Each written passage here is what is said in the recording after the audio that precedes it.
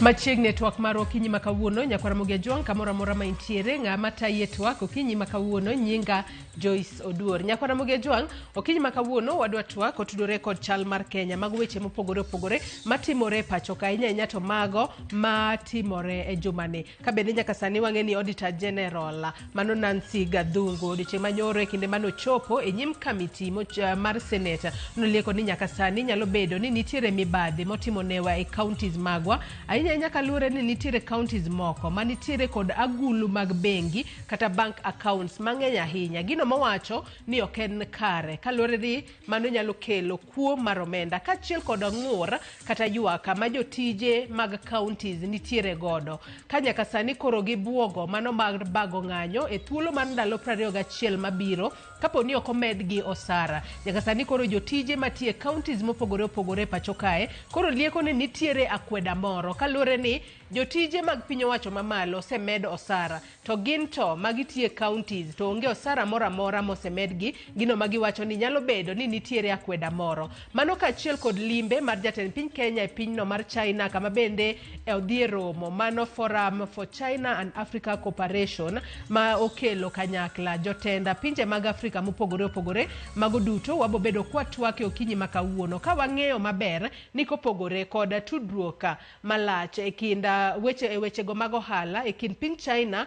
kod Kenya. Bende wang'e ni ogai mar Azimio kata ogai mar ODM Raila Odinga bende no dhi China kono mar mondo mi otem lombo jotend pinje mag Afrika obi olutne ombolo kaka e kinde ma olap dhoge ndong ne bedo jakoma mar riwruok mag pinje mag Afrika. Nyakwara Ramogi Juang okinyi makawuono twak maket kod mae okabi bedo godo kenda kaluore ni antiere kod welo adek. Wendo achiel nitiere county ma Kisumu ka welo ariyo antiere godo e studio marwa e county ma Nairobi ka antiere kod Kennedy Ondiek janon siasa ka achiel kod David Matinde ma en jalonya weche mag dongruok. Kennedy Ondiek oyawre ichieo nade okinyi makawuono kendo machiegni e twak.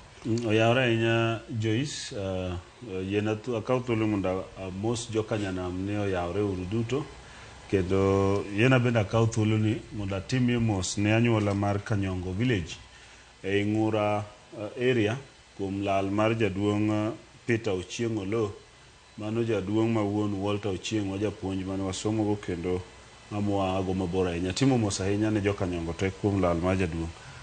Erokamano. Machiegni enye twak okinyi makawuono kendo agoyo mos ne mano kuyo ma untiere godo. David Matinde oyawre ichieo nade okinyi makawuono. Oyawre Joyce, oyawre ne jokanyanam duto okinyi makawuono. Machiegni twak okinyi makawuono. Nyakwara Ramogi Juang mana kaka iseneno mago yawuot luo ariyo ma antiere godo e twak okinyi makawuono. Anyisi ni wendo machielo nitiere e studio marwa e county ma Kisumu. Pod waloso weche mag tudruok makare. Obo bedo koriwore kodwa mana thuolo matin kende kinde mwadhi mbele kod twak marwa mano Scholastica Masidis ma en MCA ma South East Alego Ward ma yudore kar chung' od bura ma Alego Usonga mano e county ma Siaya. Bang' thuolo machuok en bende obo bedo ka oriwore kodwa mar mondo mi wang'iane ni to nyaka sani piny Kenya ochomo kanye. Kaka pile Nyakwara Ramogi Juang chwalnwa ote paro penjo mora mora kokale nambwa mar ote machuok 236000. Kaka pile mbui maro mar Facebook ibiro yudo wa achiel kachiel Ramogi TV X @Ramogi TV. An bende nyalo tudri koda e Facebook page mara ibiro yuda Joyce Oduor. Mbui mara mar X ibiro yuda @Joyce Oduor_. Ing'isa ni Scholastica Masidis ose nyalo loso kodwa gi sani. Oyawre Scholastica mano MCA ma South East Alego Ward e county ma Siaya. Ichieo nade okinyi makawuono. Erokamano Madam Joyce. Chiwo maber kaka isewacho nyinga en Scholastica Masidis Madowo an MCA mawuok kamiluongo ni South East Alego e Siaya County. Amoso jawinjo duto no yawre uru ka kuonde duto ma untie. Wamor koto chwenwa kawuono nyoro kawuono gokinyi piny ber piny mor. Machigne TWAK Scholastica Masidis mado mano MCA ma South East Alego Ward County Masiaya. Manaka kiseno nyakwara Ramogi mage welo mantiere godo kinyi makawuono. Kwa chako TWAK marwa yanga adoni wachaka ne kod menyo mibadhi makoro wanyalo wacho notimo newa e counties magwa. Kaudi ching maka nyoro janon buge mago mag serikal Nancy Gadungu no yango ni 10 counties osebedo ka chiwo kwan mane penya mago menda magi choko e counties. Gino milungo kanyo kod dongere ni on source revenue. Nyalo bedo ni counties moko nitiere kod oledhi moro.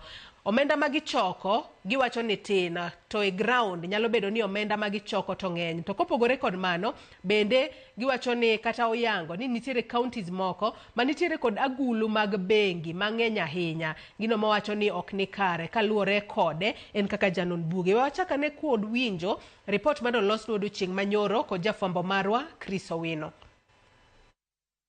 Janon buge mag piny owacho Nancy Gadungu oyango chenro mogor malong'o mar kwalo omenda mag jopiny kod sirikal mag counties. E nyim komiti mar od bura mar Senate, Gadungu oyango ni 10 counties 47 osebedo ka chiwo kwan mapiny mag omenda maginyalo choko kaka osuru kaka yo mar lal kod omenda mamoko. And you've seen probably in some of my reports that I'm now questioning the amount that the service providers are indicating as revenue raised for the entities.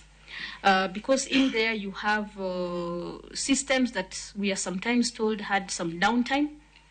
And you know that downtime revenue was still being collected. Or we have commissions that are way above what should have been deducted. And sometimes it comes out because there's underestimation of the revenue. So it's an area we are looking at with my data science team. Governors bende oyudore ni osebedo kamiyo kembe mag ji giwegi orak mar choko negi osuru e chenro machielo mar keto omenda mamoko e ofuko margi. Some of these service providers are a bit reluctant to share the information, but we are saying if you have been hired or recruited or procured to provide these services, then that system you're using to collect revenue should be under public scrutiny because you're collecting revenue for public services and these are public funds. Komitino ma otelne kod Senator ma Vihiga Godfrey Otsorsi bende onyis kod Nancy Gadungu ni gope makor gilach mibandho sirikal mag counties en yo machielo mar mayo jopiny omenda. Gadungu wacho ni kata odoko ni omenda makamago osebedo kaleo, counties duto gikone to yudo pok margi mar omenda egiko hik omwom. So they should not say they have pending bills that has been pending for the last 2, 3, 4, 5 years. Because do you have any outstanding funding for counties for 2023, 22-23? We don't. Maybe we have to for 23-24. When we top up or we add up all the pending bills for all the counties, does it amount to the billions that are yet to be released for the last quarter? I think it's a brilliant concept that we must now start considering pending bills as part of debt to the extent that it should be a first charge to counties. Damo Lekina had actually brought a motion in the House that had passed that wants to ensure that counties do deal with the issue of pending bills for once and for all. Gadungu medo wacho ni okang' mar counties bedo gi accounts mag bengi mokalo 10 nyalo bedo rot machielo matiyo marach kod omenda mag jopiny. We should minimize bank accounts. We should have 1 or 2 revenue accounts, their expenditure accounts. We don't need 300. First of all, you lose track. You put money there. Sometimes you forget that there's money there, and then you come and in some of my reports, you'll see where there's reallocations from this account to another account. A report mare, jachan budget maduong' mar sirikal Margaret Nyakango ne oywago moko kuom counties man kod accounts mag bengi mohewo 300 kaka county ma Nairobi. Chris Owino, Ramogi TV, Nairobi. Liekore ni mibadhi nitiere counties achak kod Scholastica Masidis ka nitiere county ma Kisumu in kaka MCA mano ma South East Alego Ward ma yudore county Masiaya. Wange ni kinde mane ochuoga counties kata kinde mane wachako sirikal mar loch gwenge ne en mano mar mondo mi okel dongruok obed e kor gwenge mopogore opogore. To gisani ka waneno ka counties pando omenda magi choko mar mondo mi nyalo bedo ni sirikal mamalo migi omenda mathoth. To omenda mathoth go kosemigi moko kuom gwaneno kok tigo de yo makare. Ang'o momiyo nyaka sani koro waneno ka mibadhi otimo ne wahinye counties magwa Masidis? Erokamano ahinya Joyce. Kaka MCA, tija en timo oversight, ma tich ma Auditor General owacho mane tich maro motimo. Wa oversight tich ma counties watimo. To issues weche mag mibadhi ma wachigo, gin weche monego wan kaka MCAs, kaka an ka winjo, to chanda nikech mano en one of the ways ma pesa lale county. To en adiera ni pesa no devolution no kete gwenge mondo gwenge odongre. To nyaka wati kod offices mag kaka Auditor General mondo mi wan information ma wadwarore. Ma every county mondo koro your MCAs tiyo tijegi mar oversight based on facts. Nikech yudo information no ok yot samidware sate. To kaka osebedo highlighted, gik mowach kanyo mag understating on source revenue. One of the reasons magino timre en nikech gimiluongo ni automation. Counties mang'eny makata wan sia achiel kuomgi pod watimo revenue collection manually. Sani kore ka wan in the process of automation. Kitimo automation mangiso pesa mora mobedo received nyaka obed accounted for, nyaka obed reflected in our books.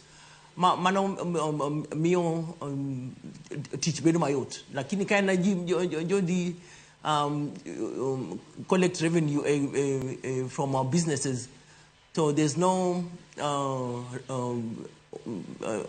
system maber manyalo capture Ji collect pesa to mnyalo bedo pesa no donje fuk ngato. Nikech onge kaka wanyalo confirm ni kawuono pesa mod chok kawuono ni pesa makama. Koro mokwongo number one en keto systems in place matiyo ma foolproof, ma can easily at a glance systems go inyalo dhi ni confirm ni this is the actual status of revenue connection as at today. Then idio expenditure tineno again expenditure man automated, an expenditure man at a glance, and kaka MC anyalo the system, and just by a click I look at it and angiyo kantie concerns ma raise right then. So yes, akanyal tamra and MC ma nyocho akodonje e kom lokrok nitie kana kibire gwenge nitie lokrok. Only that kami badi onge ka system nitie ma strong, then the koro sani wase the okang maduong or malach moloko ma wantie gisani to ka wacho mana gisia kende awacho mana general in Kenya. Nkech we compare notes ineno gik matimre iseneno kijana ma iluongo ma Morara matimo nonro mag vampire projects mano chako mano owendus pesa samok no chako pesa no chamre to mano okongiso ni MCAs ni onge ne ginitie, okongiso ni wabunge ni onge, wabunge ni nti maber mano tiji gitimo oversight, but ka onge system mami kaka jatelo moyier mangiyo tijego onge kaka diti maunge that kind of support. Masidis on the issue of the bank account, there's no reason why go bank accounts mangeny just bring just confusion. It's true, and your mono ma inyal lalgo ketiko pesa mono ma nyalo bedo mar mibadhi without people knowing.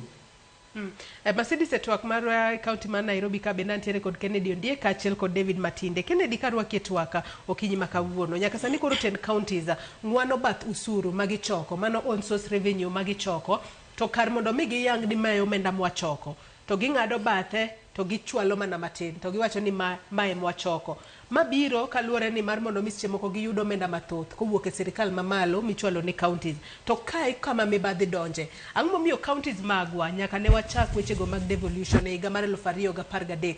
Akia ni wechego mag mibadhi bende nobedo devolved makoro waneno ka counties emiyake pesa moloyo kata sirikal mamalo. Erokamano, mokwongo katiba mar Kenya nochiwo kitengo ariyo mag sirikal. Achiel ma sirikal mamalo ma national government to gi sirikal 47 mamwalo piny. An adwa kuongo achako yie gi Nancy Githungu kowacho the fact ni ka county government kata institution moro amora nigi accounts mang'eny to namba achiel okelo gimiluongo gi dho ngere ni pilferage. Pilferage biro ni ka kineno mheshimiwa wacho ni gidwa ni mondo gitim automation. Adwa miano inform mheshimiwa ni automation no e problem nikech automation sami automate pesa bedo paid to account moro through machine mineno joko ting'e lwetgi ka. Emomiyo service providers magadhungu wacho ka gin gibedo kanyo akia ni bo mheshimiwa ng'eyo kata process ni sama ikawo service provider inyalo kawe timiye established account mar revenue kata 3 accounts. Sama mi established accounts gi tiyudo ka process ma oketo algorithms mage kaka nuneno vifaranga vya computer moko manwawacho ka sama oketo algorithms mage to ginyalo tiyo gi mibadhi e yor yawo account mar 4 nikech omiyo accounts 3 tiyawo mar 4 tiketo algorithm manyiso ni zone makama ka machine ni okawo siling 25 kata 30 kuom jo ohala to end up e account mar 4 ma ok en 3 moko manochago ka. Emomiyo automation emomiyo gimi thuolo mar bedo gi accounts modhurogi manyiso ni ginyalo go deal kaka jok mei kacha to wacho ni an miyauru 4%. 4% tiende niya iketo algorithm moro madhi riembo 4% instead of the government account to algorithm ni tere in account 10 or account Z. Account Z no samori bro yudi signatories ok gin the actually accountable signatories mag county government kata mar the government department. Koro any institution ma receive revenue matimo automation nyaka one procedure bed gi principle niya the accounts mabedo automated are synchronized into one single account nikech onge tiende mondo ka en single thing called revenue onge gimomiyo revenue winjo bed gi 10 accounts. Nyiso ni you want to open up a space ma ichalo ng'ama uting'o pesa mar dhi e liel to kawo ji 20 umiyo pesa ng'ato ting'o 10 ng'ato ting'o 20 ng'ato ting'o 18 bro gik sama ng'ato achiel moting'o 30 onge sama idware no koro biro ni pesa no is not there sama idwa chul contractors. Adwa wacho kwa dhi e weche mag pending bills kata versus revenue gima kata counties wa onego ng'e ni pending bills wa ok nyal bedo paid gi on source revenue. On source revenue wa be ok nyal bedo spent at source. Tiende ni nyaka gikwong gidhi gimiluongo the main fund the fund maduong' koka gibiro bedo brought back into shareable national shareable equitable shareable revenue. Koro nyiso niya kata gi reduce the amount yes and formula emomiyo senate emomiyo mostly a challenge ga parliament members ma parliament problems tetete modhi through gi gin lack of adequate legislation e parliament ok ni waonge gi chike but nitiere pand chike moko mowinjo bedni bed amended regulations moko bedo made nikech gite gi depend on gimiluongo ni Public Finance Management Act. Public Finance Management Act oko specify a particular account. They bedni the act nyalo wacho ni revenue account should be this mobeda public domain ok more as a serve kaka member mar county assembly. Gimi winjo mheshimiwa wacho no biro gik samoro ma a member mar county assembly dwaro gimiluongo na accountability to a particular department. Gibiro tamore gibiro wacho ni they are not having privilege to that. Then gikaw gini giketo minister ma finance mar county is having gimiluongo ni domain entitlement to that particular process mar revenue. Koro kata en gi 40 accounts to en mung'eyo chal gi ndalo mane itimo manual. Sama ne itimo manual ne ng'ato nyalo kawo receipt giwinjore kama gibed inwa mi riside 40 riside 40 go eko kelwa riside 20 manyiso riside 20 kumang'o end up to ng'ato gero grofa ne kamoro to ji to poko chul. Adwa wacho gima senator Muoko wacho inside the Senate committee ni kata ne governors wate generally nitie rule mar yudo gowi mari koponi sirikal nigi gowi. Nitiere amendment ma members mag parliament onego tim and wabunge wa mag luo onego try stem kata ka giwinjo kata all members of parliament owinjo amend gimiluongo ni Mandamus Act. Act manyiso ni kasama an gi gopi kasa an gi gop sirikal, to ing'eni sirikal, ing'eni dhano wawegi ka an gi gopi tanyalo donjo ni e court to kako buro loyi tanyalo ng'iyo mwandu ni ma in go taketo takao e gimiluongo ni attachment.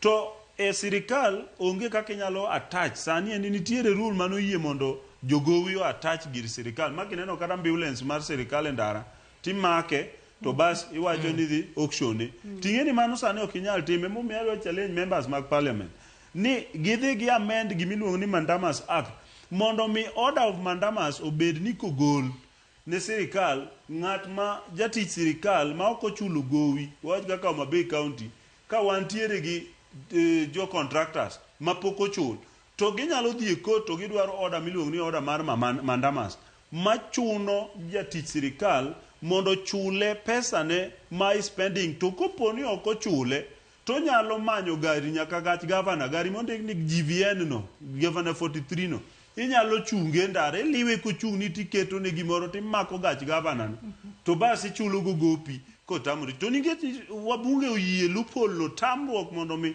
ok wanyal bandho sirikal yo makare koro giwe wadongi gimoro achiel maka tieko ka e chik mano koro wacho ni kichike wadongi gimiluongo ni garnishment akia kaka iwache gi dholuo but garnishment ni en order midhi yudo e court mondo koro ochun sirikal kabisa mano koro order mogik mokalo Mandamus to en ok inyal yude mayot nikech bi wache ni en oyie ni koponi sirikal mar for example Homa Bay County nigi gopi ma 20 million inyalo dhi auction hospital ma Homa Bay chate mano yie ni garnishment to tek nikech ibiro tami by due to gimiluongo ni public interest. Koro nyaka waket debt bed public interest nikech samiloro ne ng'ato mokichule gope to nitiere public be masafa kalure ni ok oyudo chudo mare. Koro winjo walok public debt kaka muoke wacho cha obed fast charge manyiso ni ka wan gi debt mochung machal kama to sama pesa moro kuongo donjo chalo kaka loan ma in ge bank. Ka sama in gi loan e bank to pesa mokuongo donjo obedo fast charge to the bank. Nyiso ni bank will deduct it kapok omosi kata ni how are you nikech mano fast charge to them. Wapeket county government oket debt mag contractors and suppliers obed fast charge and that can only be done by National Assembly. MCAs ok nyal time because gionge gi that jurisdiction to declare what is a debt and what is a fast charge according to the County Governments Act to cutting Public Finance Management Act to cutting what is the meaning of money bill according to the Constitution. Okoye negi to that extent maginyalo decide garnishi and garnishment kata maginyalo decide Mandamus to nikech mae legislative role ma National Assembly.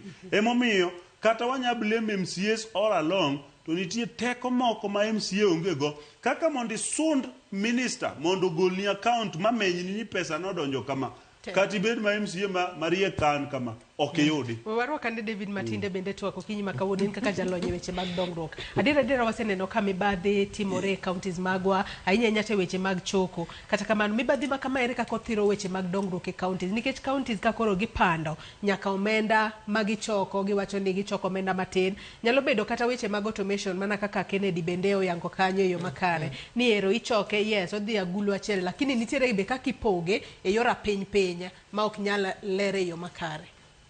Erokamano Joyce, gimokwongo ma adwa nawachi ma gima waluongo ni ethical issues en gima ochakore e ira awuon to legislation kae be onge chik motamo county government ni kik bed gi account 20 kata 300 koro odok mana chien members of parliament mondo ng'idhi legislative annexures magiketo madhi limit county governments ni account marom kama mondo gubed go. Mar ariyo sama wan gi accounts mang'eny gi luore nikech kata ka automation garbage in wawacho ni garbage in garbage out gima osoy machine cha obedo control gi dhano mana kaka mheshimiwa Keno wacho gini kotime kama to accounts wanyalo wacho ni wadhi create apart tiro ka gin 20 nitie gima obedo put in moso e machine manyiso machine ni wadwa ni gole 20 to 20 gidhi kama mar adek en service providers miwuoyegi ma is very key sama wamiyo jogi services mondo collect revenue mondo chok pesa ne mag county kata mag sirikal en service provided mane mwamiyo to wadhi chule nang'o percentage mane modhi kawo koro kanyo to nitie gima nyaka ng'i maber king'iyo counties moko of late kika kuot county mane capacity mar choko million 100 gi wiye choko less than 10 million iwacho ni ang'o motimore odiochieng' machal kamagi koro mibadhi to en gima inborn manyaka chakre kodwa ka wadhi e county gima timore e county ni obedo replicated koa kanye nyaka bed ni gima jo county timo ni gimbe gipuonjore kamoro koro nyaka watim gima ni overall to first gigi te e legislative assembly ema chakruok gi giko mar mibadhi ni ae koro kadwa wuoyo mang'eny mheshimiwa Ken osewache mathoth kabisa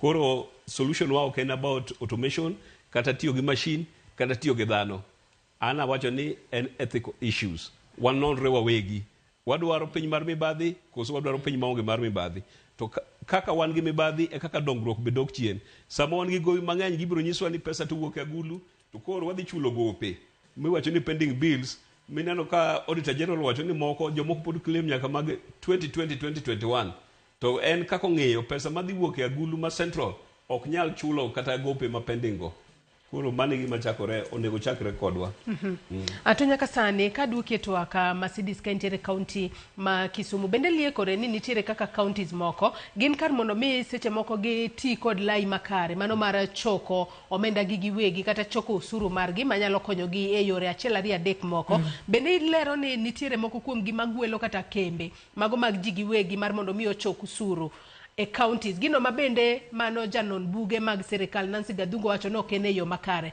akane county ma Siaya utime yo machalo nade mar mondo mi kata e kinde mabiro mbele kinde mag Gadungo bro bedo ka chopo e nyim senate kacha ko duoko penjo mopogore opogore wawinja ne lokruok ainya kotudore kod weche matimore counties magwa waduok piny weche mag mibadhi counties ochop dwaro mag kelo dongruok ka achiel kod ber ne jopiny kaka noyange katiba mar higa mar 2013 Masidis erokamano Joyce kendo panelists maga bende winjo gik magiwacho tadwa mana mondo ayie gi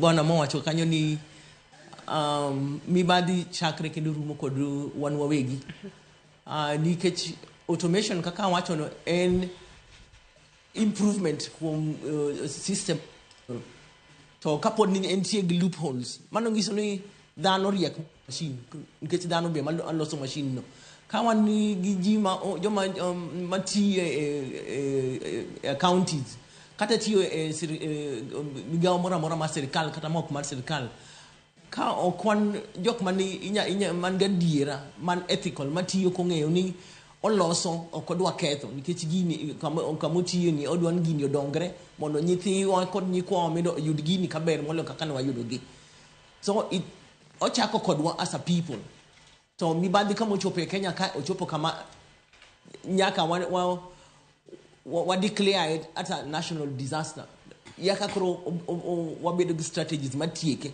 nikech it doesn't matter how good how tight your systems are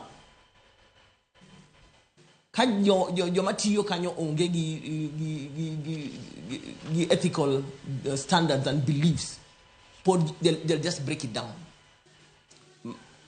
aiwacho kanya koro penjo ni kaka winje en ni the auditor general wacho ni nitie kambe moko mabedo outsourced makoro timo revenue collection and mano ber mano kumantie ni mane kuma ji onego dhi en kecho ogolo kuro a big chunk of teach man county tiyo mam managing and supervising your timo revenue collection and part of and effectiveness improvement mar system mag choko menda ma kanyo kuma ji odago dhiye kanyo mabende wasebedo kwa wuoye kaka josiaya to kenan kata siya kanyo ne committee mar finance to tijwa en ng'iyo systems to chiwo recommendations of gik mwaneno nbeyo practices mwaneno nbeyo kwa linganisha gi jomoko kama jomoko timo nitie counties moko mosechako timo outsourcing mag kambi ma collect revenue to mano ananeno no bero siae pok wadhi kuro but nitie benefits ka joma osetime oseneno ka nitie increase mar revenue connection from kaka ne gitime giwegi gi company ma outsource ma tije and professionally and collecting revenue but kako sewach mibadhi en gima nyaka wawegi wawinjire ni en gima wadwan mondo tieki kaka wabedo gi pending bills gi contractor we teach diere nikech pok nje chule kaka winjire to pesa onge county kaka sani for the last 3 months onge gima osetimre county nikech ne waloro higa manyien ochako pesa pok obiro contractors mane onego bed tieko tich before the end of the year pok no chulgi tich okwam koro ka higa chako manyien ngeni chako gi gopi koro kaka wachak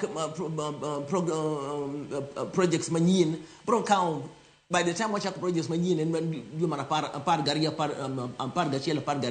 higa half of the year kosede so watch maduong ni mibadhi ni everywhere and it's a way of life in Kenya to nyaka wapuonjire waket jo tije wa ana kapo kabiro bedo MCA na ati corporate ne waketo mahino mangeny puonjo ji training all the time ni what are the systems and what are the kokilo system ni to itimo mibadhi mo yudi nyaka ibed penalized immediately. There was zero tolerance for corruption. It should be in reality okni wacha ni zero tolerance. What one on the message from the top ni jomati ma bed involved in corruption momi pesa onge county you ma bed involved in corruption momi one pending bills onge inano kam auditor general wacho ni onge gi momi onego ma bed gi pending bills beyond the last year 2023-2024 so one code pending bills from the first assembly. So you wonder how this happened and how it's allowed, why it was allowed to be. So katasani podu wa continue to accumulate pending bills. Manongi marachi matiro dongro ke counties miyo kata contractors chunji get ready to teach. Makata people are not incentivized. Mono gidwar contract counties nikechi okinge chingmi buchuli. Iti you teach ka uno ikaw loan a bank to support the work people truly 3 years, 5 years down the line, and that in itself is a retrogression. So, managi madawache generally machu mibadi mane Kenya ka kawachi mane county Marwa and mibadi mane Kenya, and until the national government declares it a disaster, really, Okwabinyalo we won't move. 1 step ahead, 3 steps backwards. Kennedy korka koribendi paro ne gwelo kembe mag ji giwegi e choko osuru ma adiera nyalo konyo counties winjo kanyo ka Masidis wacho ni en korka koro paro ni mane manyalo konyo itike wechego mag mibadhi ma sani koro waneno ka ichoko omenda mochok ng'enya to governors kaachiel kod jogo moluwore ma seche moko chung'ne choko omenda ng'wano moko magiyango to tin ahinya. Aparo ni ok en makosa mondo wakaw kembe giwegi mondo watim godo choko mar omenda nikech gimokuongo jok mawegi kembe gi bejo Kenya madwaro tich mondo ti koro chiwo services magi ok en makosa. An gima adwaro nyiso members ma county assembly for example Mheshimiwa Masidis being nasebeda achiel kuomgi en ni auditor general okowinjo bed ni ng'ama mi information kalore gi oversight mari mar county nikech kaka member mar county assembly oyieni summon minister a committee ka minister riambo a committee to nitiere kako winjo be no bedo forced to speak the truth nikech they always take oath gika oath ni ana bro wacho na adieri lelo to kendo adieri kende ye ikonya Nyasaye. Gima adwa wacho over revenue collection en ni gima duongo winjo wa standardize. In fact problem oken ji inyalo kaw kata kembe 100 mondo choko osuru but wa standardize and I believe ni John Badi kaka Minister of Finance biro chiwo proper policy nikech ang'eno understand this line properly. Obiro chiwo policy ni ya owinjo bed moved ni kata ka devolution obedo tere county to owinjo bed ni revenue nikech kichoko revenue on source to revenue ni pod ter bedo transferred to consolidated fund to consolidated account koko chako bedo disbursed. Owinjo bed ni machines mitiyogo gi rule number 1 obed set ni they gibed synchronized to account mar central bank. My kaka county government funding timore. Pesa mawuok e central bank miluongo ni equitable share bedo sent to gimiluongo ni central bank account mar county government. County governments 47 gi nigi accounts ariyo e central bank. Account achiel en mar recurrent. Account recurrent expenditure. Account mar ariyo en mar development expenditure. E gini biro yudo ni samoro county government oseyudo pesa mar recurrent to pok yudo pesa mar development. An adwaro ni ka ber to our members of parliament move near counties obed ga third account in central bank. Third account ni obed domiciled at central bank to all the machines obed gi pay bill number, and that pay bill number is domiciled at central bank account or one commercial bank account man gi connection directly to central bank, so that 10 shillings 20 shillings mar revenue kaka donjo central bank is able to indicate ni pesa no donjo kama intam nyirri kaka pesa donjo e county ka county bedo monitored and checked on that particular account. Mondo wabed sure ni ka machines based on their serial numbers, ingene machines gi gin gi serial numbers. E kaka ni wacho ineno sama ne joko dagi yaw server ne gidagi yaw server nikech ne ging'eyo ni tablets mane igogo kuraka ne nigi serial number anidhi nyirri ka nyirri kaka ne result donjo. Koro ne gitamore nikech gimiwinja wacho ni algorithm mose seticha. Ng'ato seto algorithm mondo ka pesa donjo siling 50 14% the account ni 20% the account cha. Koro mae gimowinjo tim in my view ni wabed gi revenue accounts, the third account ma central bank mobedo domiciled kocha ma it doesn't matter the machine mitiyogo to pay bill number kaka jothurwa nyaka ng'ene no pay bill number samo mi pay bill number gi business number ja pesa no dhi to bank account okonyal bedo M-Pesa obedo itilungu ni account no bedo domiciled to bank to a particular bank account. And my proposal will be simple ni our account mondo wabed gi single account mar revenue for every account mang'eni ok gibi yie nikech gidwa kwalo. Koro obed domicile ni an account number X to all these pay bill numbers are domiciled there. Ma instead of choko kuni koke bedo forwarded to Nairobi, obed ochoke dala kucho to account no luar Nairobi. Bas wanyaneno ni revenue no donjo kama. Koro sama giketo equitable shareable revenue to giwacho ni recurrent the account mar recurrent, development the account mar development, to revenue cha reimburse gimiluongo ni virement, yani gap mane kind pesa magiyudo gima owinjo giyudi magidhi spend e budget margi. Finally, an adwa wacho ni members wa mag county assembly to gi members wa mag parliament, the main problem lie on them. Kapo ni wan gi members mag county assembly ma ok nyal oversight properly in terms of cheko nikech onge kaka 4 billion budget tu nyalo bedo assembly mukadhe ni wadhi kalo 40 billion budget to kunyal cheko ni 40 billion cha waspende nango ni iwacho ni ok inyal ni tich MCN bedo kanyo gi somo report ma minister kelunu tugo rubber stamp kuma gidhi retreat then ginyiso jo Kenya ni pesa nyolal in MCA kia ni pending bill biro na base penjo minister ma roads ni pending bills mag 20 billion me gine nini ere kembe gi tang'o momiyo gin gi pending bill nikech ananya challenge members ma county assembly mondo gikony jowa mondo we suffer. Nitie companies e gwenge wa kucho mosebedo kata na auctioned, jomoko nitie ma families go bedo ruined just because of pending bills. Inyalo summon minister ma roads, uluongo contractors gibedo piny in mari ni nitime karang'o tang'o momiyo pogo chuli nikech ibiro yudo nitie contractors motimo tich to moko ni kata gi LSO kende onge kata gi completion certificate to tich nosedhi motimo tieko. Sama onge gi gino to accountant kidhi dwano chul to accountant wacho ni onge paperwork.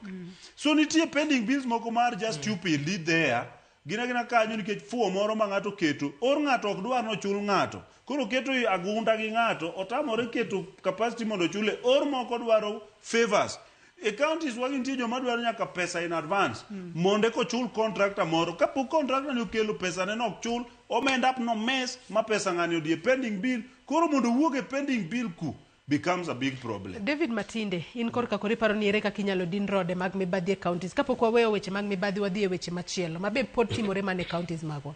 Gik ma wawacho kendo thago chunywa kawuono kaka jo Kenya en wach mibadhi kendo koso bedo joratiro. Ma tuo ma ok onyal chiew to wamiye Panadol ma gi recommendations ma wantieko gi ng'eny. Gima dwarore e piny ma kawuono kaka bar Kenya wadwaro gima iluongo ni generational revolution. To mae wan go opportunity maber ochakre kuom nyithindwa. Wa introduce gima ni CBC. Corruption ni ok wakete kaka topic mwachako puonjo nyithindo kochakore piny kendo ka gibiro malo. Pinje kaka mag China kidhi kiyudo tich gi serikal. Sama itimoni orientation kuond mikwongi terie achiel kuond miterie en jela. Tinyisi ni position mineno wamini ineno ng'amoro wa kugubaru mwatweni en mancho bede kom midhi beteni. Matiende ni imbe kitimo mibadhi tibiro ka. Seche moko nitie China joma timo mibadhi madongo ma inego. To kapok onege kapok ikawo kom tinyisi ni ineno ng'amwa dhi nego ni. Kom ni ema ncha entie. Wabed gi revolution kaka jo piny gi dhano e Kenya ka ni mibadhi ni wadwa tieke to wachake gi nyithindwa.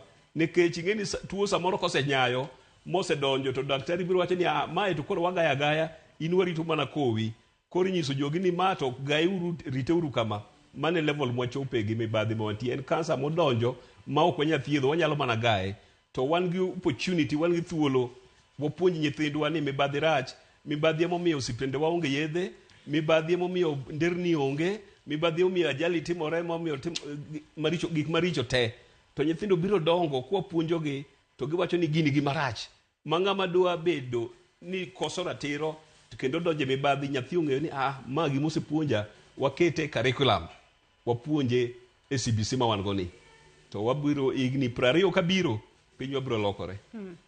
Adonwa ketenge weche motudore kod mibadhi e counties. Mamno mi pende pod wang'iane weche ma pod timore e counties onoga inyanya mano kotudore kod riwruok mano mar jotije mag piny owacho mag counties.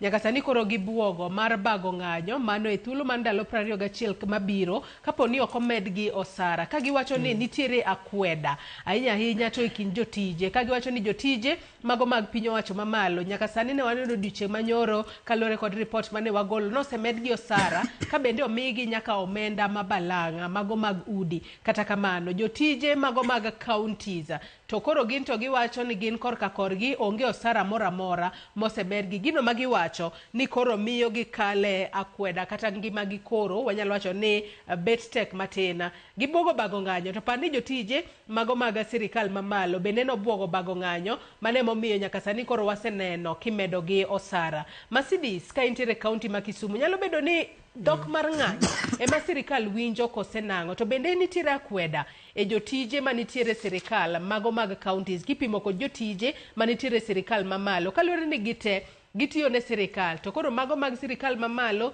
nosemedo sara to mag sirikal mag counties to koro podi guonyore gi pado poko medgi osara mora Masidis. Ero kamano nya bi ni aneno wachno e news ka jo tich ma jotelo ma jotije mag counties ka be yuak ni omenda gi bi nyaka ni piny to onego med ka lure ni omenda mamalo ncho ma jotich ma sirikal mamalo omed an kaka MC ayie kodgi tich ma gitiyo tich ma chalore jotije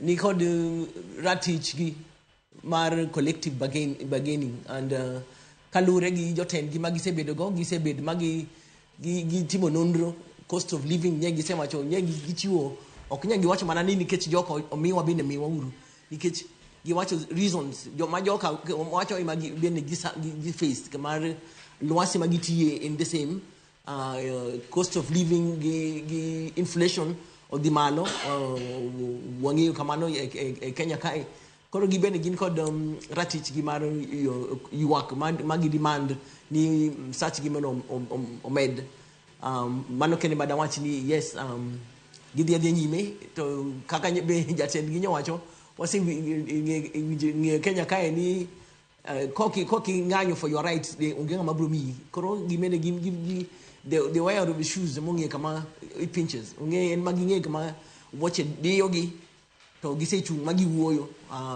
governors winjo jotelo mamalo bende winjo an mana akwayo mana ni gi bed piny mano giwuo kik gidhi gichak ng'anyo ma oko nikech tich ma county tiyo molo mag hygiene and sanitation mago gin kuonde ma kanyo dhi mong'anyo moweyo moko tiye to nyalo hinyo jopiny mang'eny moloyo koro an ayie kodgi ni gin kod ratichgi mar ng'anyo to kapok gidhi ng'anyo to gibed piny mondo giwuo gi jotendgi mondo giyud kama ka ginyalo solve the problem kapok ochopo kama koro gi down their tools because downing tools devolve functions mag health and public health and health systems bro hinyo jowa general public health en gima risky molo sani ma waneno ni tuoche magalagala biro nyocho wan gi mpox mani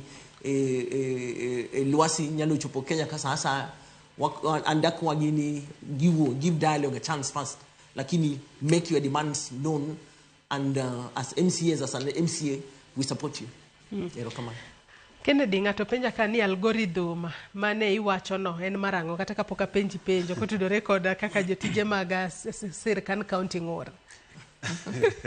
Okay, algorithm en iluongo ni formula. Formula nikech kwano pok olok gi dholuo koro formula ponge pok ang'eyo dholuo mare. But gima duong' en formula manyiso ni ki indiko gimomiyo kidiyo nyingi wawacho ni ka in gi simbi tidiyo 07 something to en namba miseve simbi to owuok automatically ibiro ni kiketo namba ni kitiyo 07 something mar Joyce kadiyo mari to okogol na namba ng'ato ogolo na namba ni koro nitie gima formula mako sedi kacha to miyo nyingi no wuok koro maendi e formula mitere technology mamiyo ka sama igwacho pay bill sama iyudo ng'ama nigo suru nigi machine machulo suru cha to idiyo namba kata namba plate mar gachi tiyudo ni onyiso ni chudo koro tabu mwabedo gono ni konyiso ni chudo to konyiso no dhi account mane nyiso ni sama nyiso ni chudo cha nitiere be formula moro iye kacha ma nyalo tere account A kata account B emomiyo awacho ni mondo mi wa protect revenue members wa mag parliament onego legislate magiwacho niya revenue account mar counties 47 gi obed achiel each for every county to kik obed domiciled a county government bank account ma commercial madala kocha kaka KBCB cooperative bank obed domiciled a central bank kaka magiyudo ga pesa direct mawuok e central bank mondo misama gidwa spende to bed approve gi controller of budget kaka obedo approve get mamalo chabe mondo migi spende nyako bed approve gi controller of budget mondo dhinegi e commercial banks mag gigo koro mane e gima but adwa koni salary increment make mana gi kanyo mondi kapok wadhi salary increment ngisani wakaw yoyo mokwongo mondi e twak marwa e chenro mar Opinyo Ramogi Jwang waduogo bang' nyere ni machuok to bende abobedo kasomo moko kuom ote ma uchwalo no kinyi makawuono kik idhi mabor.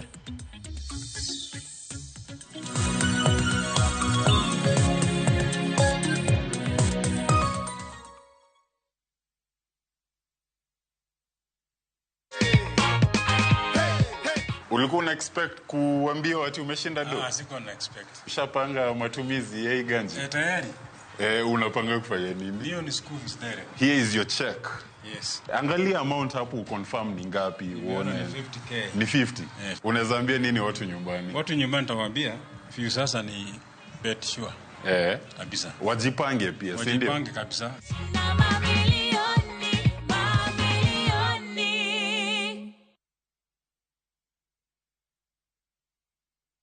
Chak wuoth materi kama ber lilo emanitie. Donji e piny ma jotijewa makonyo kastembe gi rwak makende ok ni mana kod lony to gikonyi e timo yiero makare mar chopo lek ma in godo e kitu itado midwaro. Winjane sigand kastembewa moseyie kod ber ma giseyudo. Mabati is the best. Na bei iko sawa.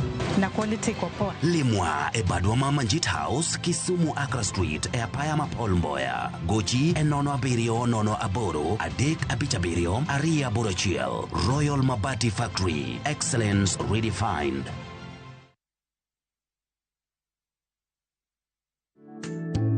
Nimeona ni rehema zako tu Baba, nimetambua ni huruma zako tu Baba, nimeona ni rehema zako tu Baba, nimetambua. Naitwa Victoria Naza. Kupata wimbo huu kama sikiza tune yako, bonyeza *811*381#.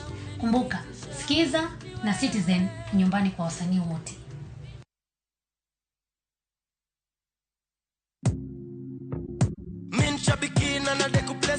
My name is Sebastian Mutuku Wambua from Machakos. I am a retired systems analyst. I'm into 6 months playing and I was not even expecting to see anything until when I saw that text message and I couldn't believe it. I got 12 predictions out of 15 on the jackpot. And the first person I told was my wife. This is good money. I think it will go far to help myself and a few other people that may be in need. I want to encourage other people. Please go ahead and try your luck. It's always good to try, just like I did. Looking at my win here, Shabiki Imenisot. Thank you, Shabiki. Shabiki Super Jackpot. Ni time yako. Minadai wote twende hivi. Not for persons under the age of 18. Authorized and regulated by BCLBA 671.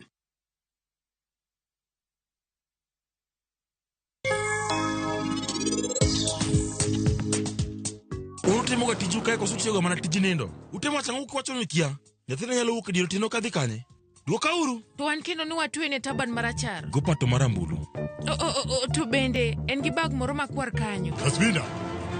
Im kamai, niwani wuothe town ni te, man kamoro mora. Idhi kanye ka in kendi. Wachna ni jonyuol ni kanye. Yani an aonge jonyuol na. An nyathi kich.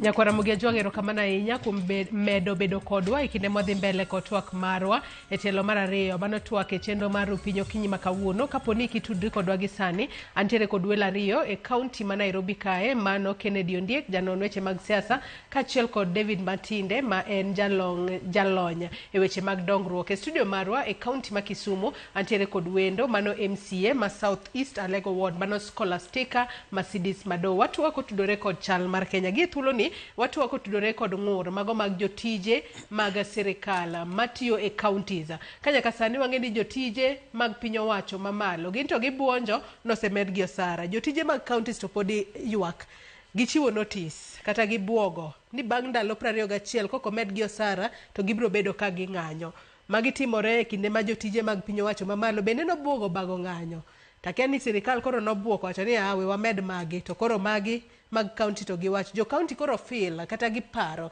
ni nitiere akweda moro e kindgi Kennedy.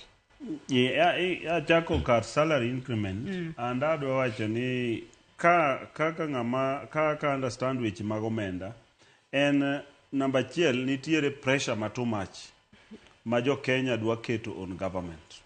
Nikeche number 1 jo Kenya ong'eyo ni wan gi problem mar revenue collection. Samo way sani watiko yalo topic mar revenue. Wan gi problem mar revenue whether through corruption or through mismanagement or by design obedo kamano. Koro kasama national ema kada jopuonje ok ni ok adwar jopuonje aba japuonj by profession kapok adhi weche mag law na japuonj tawacho ni kada jopuonj they understand ni sama ne gikelo ng'anyo gini was badly timed. Ne en ng'anyo ma obviously ji tere dhi konuni mako kanyo atieko maandamano gik moko tam pesa onge.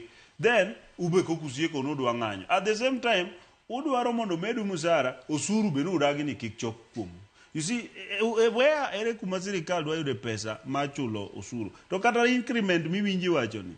Di kel exact increment mar kata national government. Ibiro ni en siling 18 kata 20. Ok en siling moro kata 2,000. It's nothing. En gimo maonge. To gima dwa ni wa analyze. Manyikwara mogo winjo analyze. En manya analyze even for the nation. Ni one gi 3 categories of people e Kenya ka. Nitie category mana fole. The jobless people. Anan jobless. Anan kakani. To one gi government employees. To bende one gi private sector employees. In kama intie ni na private sector employee. Teacher ni mwase winjo kudhi ung'anyo. Does it mean you want to chudo ubernde? Ibro yudo ni kikao mshahara mari kaka ja government. Nikech kaka ubutiyo for example KBC ng'eny gi gin jo government. Dang iwanyi misachi michulika. Opogore gi mar KBC. To gima ja KBC ni godo en gi permanent and pensionable. In mari ni is periodic. Koro ji te nyaka bed contented. Kwadwa ni sirikal okonywa mondo wager nderni. Miwa technological development, miwa water development. Nyaka our people understand ni wage bill ni malo. Tokoro ji understand to kato bedo ni sani bende nitiere pek mar ngima, nitiere usuru moko mane omedi ma ing'ado jotije nyaka mago mag piny owacho, to pesa momed gi to onge. As we speak, osuru wang'eyo ni finance bill manyoche dwa medi nyocha pok omedi. And wasani wa operate on finance bill ma 2023. Ok wa operate a finance bill masani. At the same time, okna support government just for the sake of it. I understand gimilo ni governance. Governance oken ini won. Sami misiling 40,000 kamibede county kanyono. Sami yudo 40,000 nyakingeni there's another 5,000 equal to you who yudo 40,000. How much is that money overall and general? And what is in revenue collection? Governance nigi pressure, but corruption bende ni kacha. Koro dhiera kaka balance between kono jotich ni kikudwar misara to corruption bu winjo ni hospital ndara moro bogere yamo is not there. So it's really difficult. But main thing madwa kono juk. Ananyalo give. Aningena wacho ga weche ga dier. Kenda wacho gi ma okaluori ke jingeni kaka adhiga oda. Ok adhiga od ng'ato. The thing is jotich sirikal first of all nyaka gingeni ji gombo tijego. Ka gifeel ni tijego ichulo gi marach wegi uru.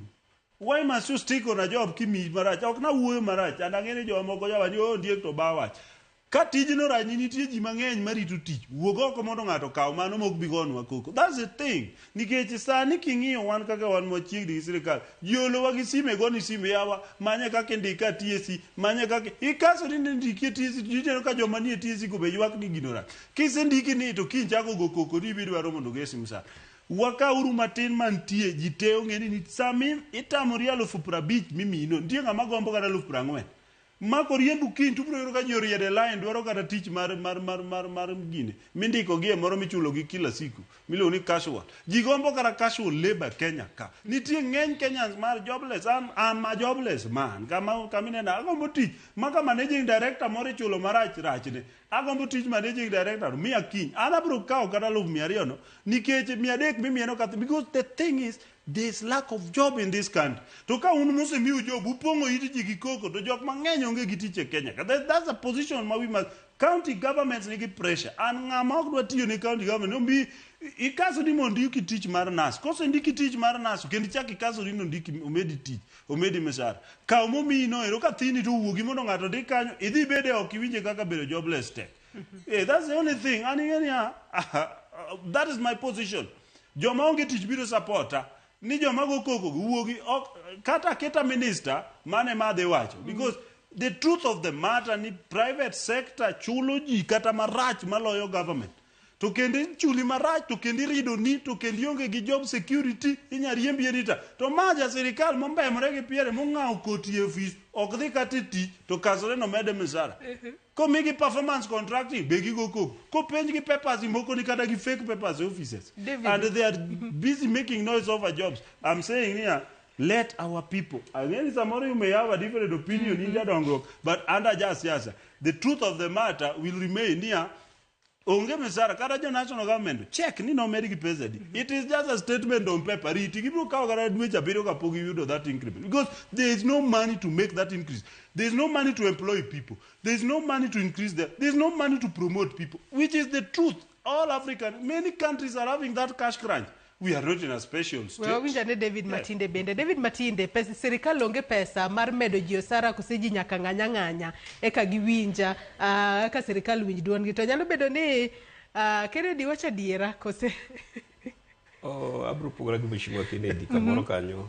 At least odego duonde obed reconciliatory. Nekech mondo jogi odhi ng'anyo ne nitie winjruok moro mane ok ochopi, ng'ato ne ok ochopo. Side ne mar bargaining. Koro emomiyo ji chuno ni nyaka dhi ng'anyo. Sama wuoni mbalariany, jo mbalariany nie ng'anyo. Moi ang'e nie ng'anyo, tuk nyanano ka nie ng'anyo nikech pok ochulgi. Koro ok ena ni civil servants manyo obwogo. To sirikal oneno ni kama ochope ni jogi ne wawinjorego. Kapod waonge pesa, waduog waluongi e mesa mondo watim winjruok machielo. Mane momiyo ok ni jogi ng'anyo ni gin joneko.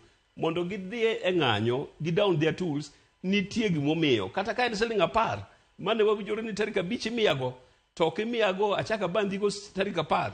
Koro chuna ni kar tijni wawe mondi, wadog wawinjre mondo gino timre.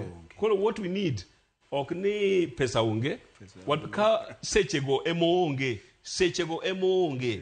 Koro wadoge mesa wach ni pesa to nitie, to sama wadwara ni oonge. To jogi ok gin joneko, gibiro mana winjo. Ok ni kosendikgi to gichak gi ng'anyo. Kosendika to nyisa ni tarik 1 kata tarik 1 dwe mar 7, 2% moro wabiro boloni e wi msachi mantie yudo cha. En gima kora se budget go mang'eyo. Ka ok imiyago to inyo chunya. To kaka dhano abiro wuoyo, to ka ok idwa winjo wuoyo nano, abiro timo gimoro miluongo ni reaction. Mondo jomoko bende ne okonya ni agonduru ni be ng'ani timo na gima ber, to ok ni ok adwar tich. Tijno to adwara kony bo konya. En ani koro jopiny be koro bi third party winje gima ng'ani timo na ni bo ber. Koro kapok ochopo kanyo, luong jogi e mesa. So ayie gi wach mar jotije mag county oluong gi e mesa mondo nyisgi ni sani to kako chumi dhi en ABCD kata wan be wang'eyo to luongwa mondo wapor wach kamoro achiel. Ka waporo wach okwan joneko wanawinjre. Mane gima onego bedi. Yena geta gima matina yene dhi ir mheshimiwa kocha, but adwa wacho nini the truth I want to insist on the truth. And jokanyanam neno and Kenyans are watching. The truth en here. Sama gibedo magi sign agreement gi sign gi secretly. Onge ng'ama kata payslip mar ng'ato onge ng'atang'oni.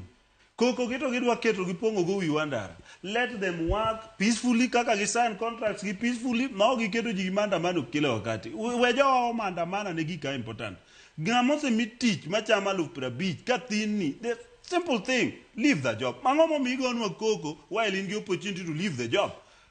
The truth, in fact, I can be a very poor labor minister, co-educator, because I will just say no to nonsense. Because Sami Biro Duaro teach, inge the amount there, inge the situation of the country, inge many people may wear a line, some other teacher and magia dek, and the way you prabore line, marito, magombo kata quarter masalary me the and then you don't only say pongo wiji, gimara medwa. The thing is, and oka wachini rachka negotiate. It's okay. But Jowanya can understand nini tiere situation makoro winjo jite persevere. Jite persevere. Joma jobless kawan kama persevere. Nike transport magichulogo wabo chulo. Watu wayudo pesa kure. Mawachulogo.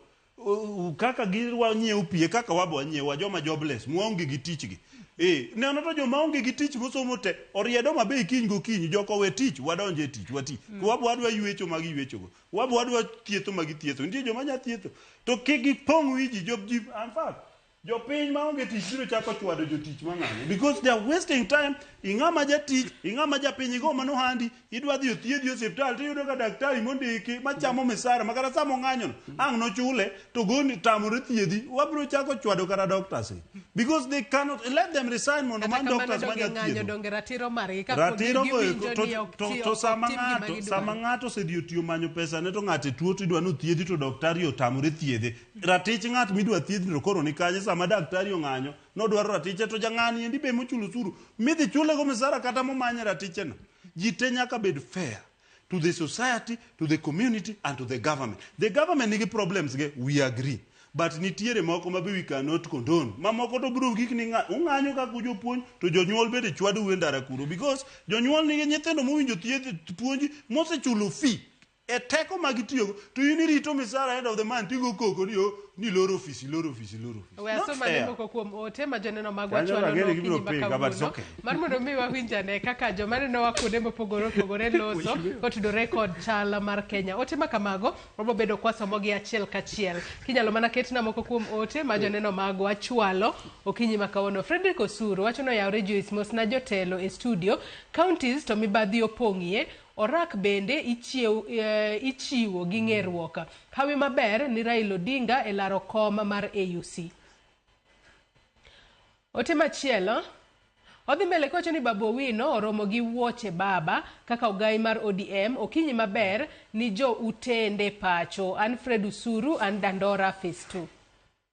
Ruth Nyathi Ochieng wacho ni to donge aparo ni jotije county gi jotije national government gitegi tiyo ne piny owacho. Ang'o momiyo koro jomoko imedo to jomoko ok medi. Mae chalo ubagusi. Jotije county kadhie matek. Odhi mbele kowacho ni moko kata osara nyalo kadho dweche 2 kapok ochulgi. Wach ni owinjo matut mibadhi manie sirikal counties owinjo rum.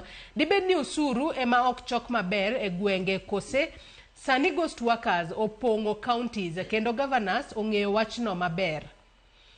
Karetij MCA to enang'o ka ok ginyala put governors on check. Jopiny ema nyayo mibadhi. Ng'ato dhi manyo tich e county to ogolo asoya mondo ondike to en gi qualifications te kendo en gi ratiro mar yudo tich. Tok kosendiki to ok medi osara to ichako complain. Odhi mbele to wacho ni donge ineno ka gini ochakre gi ini wuon omiyo mibadhi nyaka non gi kukune. Aluo TWAK ka an umoja enako. Paro maliwa inya kanyo mano Ruth Nyathi Ochieng. Vitalis Ochieng wuod game karari wacho ni Joyce Oduor an kodu live ka luo TWAK sani. Ng'anyo ema nyale. Onge gima nyalo dhi mbele ka ok ong'anyne sirikal. Odhi mbele kocha ni mar ariyo polisi bende owek tiyo gi teko gi sama ng'ato dwaro hakine. Piny masani en ni king'anyo eka sirikal winji omiyo koro ochopo sama koro. Wacho ni makaok sani to onge. Abdala wacho ni an Abdala mar Katito ayie gi jalonyno nyaka water piny mosa kendo watim uru gima owinjore e samo winjore. Mago moko kuom ote ma joneno magwachwalo odiochieng' makawuono. Masidis ka intiere county ma Kisumu winjo kanyo ka janeno wa moro kanyo seyo MCAs giwacho kanyo ni MCAs ema koro kara tije MCAs enang'o ka ok ginyal put governors on check. Inya kotudore kod weche mag mibadhi monene counties magwa gisani. Mana mapiyo piyo kapok wadhi e thuon wach machielo. Anno kwa dongi daka matin to atieko TWAK okinyi makawuono. Kamana hinya mondo pinjo no Joyce to kapok adhi nyime we buane adwoka ne matin wach makena wacho ni ang'o miyo sama andike timre kuom tije gi kanyo matin. Masidis mak mana paro no gi kanyo matin ok wawinje e yo makare mar mondo mi olos ni microphone mari eka wabed kod tudruok e yo makare. Kata kamano bende winjo kaka joneno mamoko ochwalo pachgi kotudore kod wechego mag mibadhi. Kata bedo ni ang'e ni nitiere janeno moro kanyo ma bende oyiere kod wach miwacho nikech iwacho ni iwinjo ka ng'ato seche ma omanyo tich e county kacha to en ema ogolo asoya sani to koro gikse complain ni onego med gi osara. Kennedy.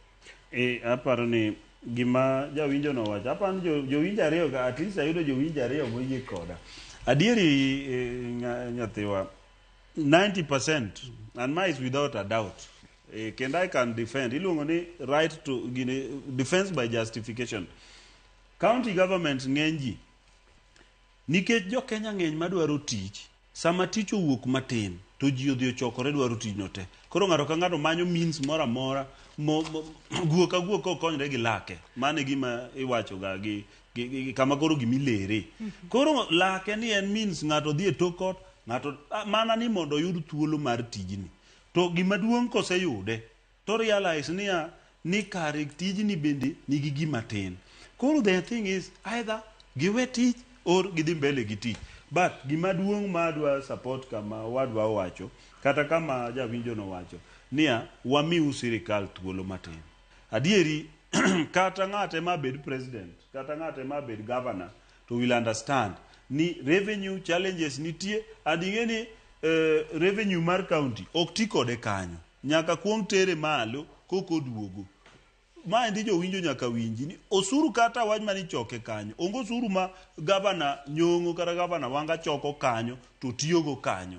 Rule chik pod otamogi nyo ni dwa loke mondo giti kode kanyo because of emergencies, but mano bene dhi yawo Pandora box mar gik mang'eny. Koro miya adwa kawo thuolo mondo awach ni jokanyanam to gi jo Kenya we understand uru ni yes wanyalo bedo gi dwaro mopogore opogore.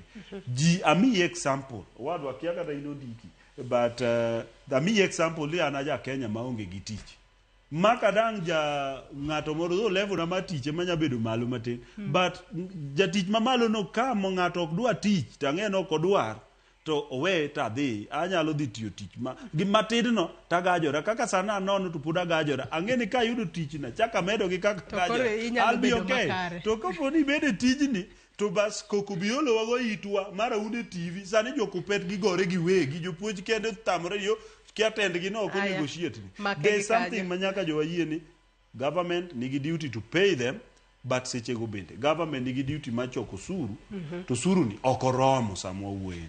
Masidis ka intiere county ma Kisumu ngisani waseloso weche maga tudro kodi kendo koro wanyalo winje yo makar nitiere gino ma ilero ahinya nyako tudore kod kaka MCAs onego beni keto governors tesre. Masidis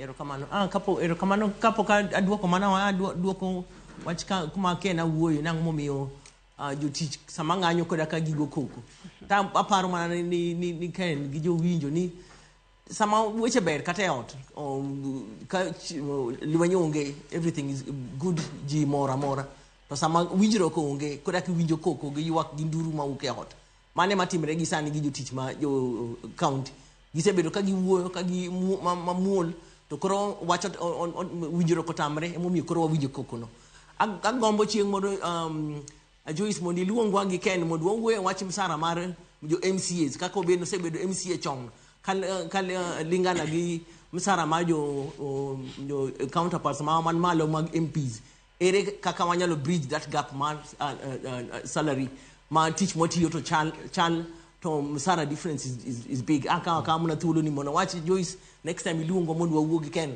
aneno ko enigi paro maliw to kendo en former MC obro konyo wagi kanyo tich ma MCs timo penjo mopenjo MCs tiyo ma oversight wan gi committees mopogre opogre matimo oversight ni departments mopogre opogre akawo mana example mara committees mantie wakawo kinde wakawo ga thuolo matek makwayo documents ka wang'iyo reports ani committee ma finance ani committee ma agriculture watimo kanitie reports mag financial reports ma ikelonwa nyaka wabed piny mwarangi gi kantie kuonde ma wan gi penjo to wasamon minister saya to wa demand responses to adwana dok mbele kuja nikech sama MCA tije otiyo ga tije after the fact ka tich osetimore irango mana report gino osetimore ma kata ke yudo kantie mibadhi to nosetimore nge kaka geng onge inyalo mana gengo mibadhi ka ine system sama koro tich chako tirecha mama no ken mandate mar MCA mano en tij ngato ka ngato wadok ethics cha ni nondiki msara nien kama ma tiji matiji oken mar kawo mibadhi mano mibadhi onge kama ondike kanyo ma report bro biro wacho ni no bwana ni no ka okwaya mibadhi kora komia contract ok bineno koro kwanyal oversight gima onge e record mana dwa mondo jopiny ong'e ni wan watimo oversight mar tich kosetimore sama koro timore mang'eny mibadhi onge receipt mibadhi onge record kako se wach ni kata wakitimo automation kapo di paro maji nigi mibadhi dhano bro yudo shortcut makendo yud kaka go round the system koro wan tijwa always ringo the auditor general miwa report gimotim gi report bene onge nikech gino nosetimre kaka konye onge idwan ginyo okony before the fact and before the fact en ngat mungeyo ngato ka ngato ni system the county operate in a vacuum. Counties operating system, every department nitie jotelo, nitie supervisors, nitie manager, nitie director, nitie chief officer, mane accounting officers, mane nitie marango ni gik matire e department mare otire maber mondo kan gisetiego warango report wanwangiyo to system ni tijini notire maber kose kan tie gik moko mag mibadhi at that point ma county warango mana report manitie wan kod thuolo madhi kata e field madhi mondo wa confirm gik mondo gi nitie to nitie mang'eny matimre ma ok bed reported ma MC ok nyal ok en TMC kende machungo mibadhi en tij everybody else nyaka jopiny sama tich tire ne nitie PMC ne utiyo tiju maber no koso no mi pesa moro mondo ukadhi ni gini no timre. So I can teach my MCA, can teach MCA and team oversight. Oversight my county and oversight my jidi utonyaka team ka chiel komakre. Erokamano nyaka pok watiko twak marano ka thuolo maromano miwa bendo serumo mana mapiyo piyo. Dago mar mondo mi achak kodi David Matinde. Wang'eni jatend piny Kenya William Ruto ka chiel kod ogai mara ODM Raila Odinga nitiere limbe e pinyno mar China. Wang'eni Raila hie to dhi kuro mar mondo mi osero ombulu kowuok kuom jotend pinje mag Afrika mar mondo mi osire e lek mare mar bedo jakom mar riwruok mag pinje mag AUC. Kata kamano jokenyo beda kod geno mane kotudore kod limbe makamano nikech wang'eni limbe makamano kopogore kod weche go mag sero ombulu ne Raila Odinga bende en weche mag dongruok ma jatend piny Kenya William Ruto bro bedo kaduogo gode pacho kae kowuok e pinyno mar China ka achiel kod wachne mogik David. Erokamano kado we wach AUC mar jakom jothurwa nigi geno mathoth e wach AUC ni ka chop dwe mar ariyo to jakom dhi yudo kom. Jothurwa osebedo gi geno ndalo duto emomiyo kawuono adwa wacho ni jothurwa wabedur gi alternative plan nikech jo kanyanam gin joma ero gimoro ma gidonje gi tiende gi te to e wach AUC ni wagoye uru break moro matin ni kopo jakom ok oyudo what next ngima wabiro dhi mbele nang'o mano nyaka wabedi ok wacho ni ok odhi yude to nyaka wabed gi plan moro ni koponi wasebedo kwadhi ga ni wan wayude te sani to wadog ni koponi ok wayude to wadhi timo nang'o what's the plan B.